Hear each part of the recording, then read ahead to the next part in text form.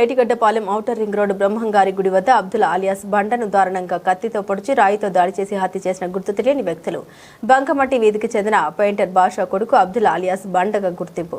మృతుడి తండ్రి పెయింటర్ బాషా మాట్లాడారు. గతంలో తన కుమారుడిపై అటాక్ జరిగిందని, అయినా ఎక్కడ వెళ్లిపోకుండా పెయింటర్ షాప్లోనే ఉండమని ఎంత చెప్పినా వినలేదని ఆవేదన వ్యక్తం చేశారు. దాదాపు 20 నుండి 30 మంది దాకా గంజాయి సేవించి తన కుమారుని చంపారని తెలిపారు.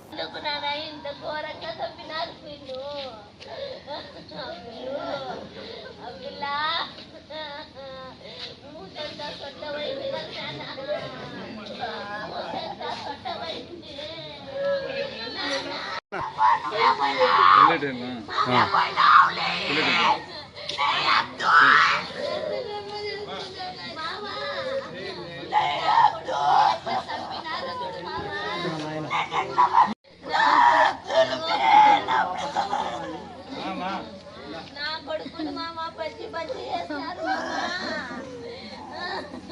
అమ్మా అబ్బా మాయబ్బ తెలుదు. ఎవరో 30 మంది వచ్చినారంట. ఇక్కడి నుంచి సైకిల్ మోటార్లు వచ్చినారు. వాళ్ళు ఎవడనేది తెలుదు. అంతా గాంజాయి బ్యాచ్ వాళ్ళు. నీకు కత్తులతో రాళ్లతో ఇదంతా చేసినాడు.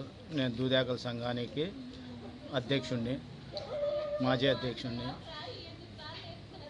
డి పెయింటర్ బాషా.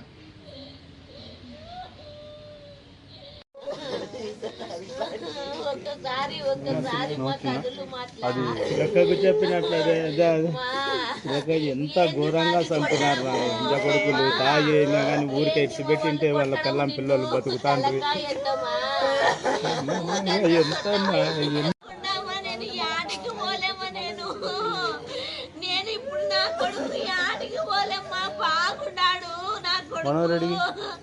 బాగుండేప్పుడు ఎవరికి కళ్ళల్లో సారం పోసుకున్నారు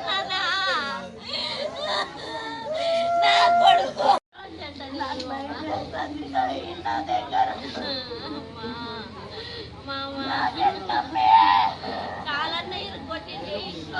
పార్టీలో ఉన్నాడు వాడు. వైఎస్ఆర్ పార్టీలో ఉన్నాడు. ఇప్పుడు ఉడక వైఎస్ఆర్ పార్టీలోనే ఉన్నాడు. ఎవరై ఉండొచ్చు? ఎవరైనా మనకి తెలుదునా. పాత కక్షలు ఏమన్నా ఉన్నాయా? పాత కక్షలు అంటే ఎవరన్నా ముందుగానే నీకు 4 వ్యక్తులు అటాక్ చేసినారు వేరే వాళ్ళు. అయినా కానీ మనకి పొద్దురా నువ్వు పెయింటింగ్ షాప్ కాడ ఉండు, లేకపోతే ఎక్కడో ఒకసాట బతుకు, అవసరమే లేదు మనకి అని చెప్పినా కానీ నక్కోకుండా ఆడంటే ఆడ తిరిగి ఇది చేసి ఈ పొద్దు వాని ప్రాణాలపైకి తీసుకొచ్చుకున్నాడు. చిన్న పిల్లోళ్ళు ఉన్నారు. 6 మంది 6 నెలల పాప, 1.5 సంవత్సరం బిడ్డ ఉంది. 2 ఆడపిల్లోళ్ళు.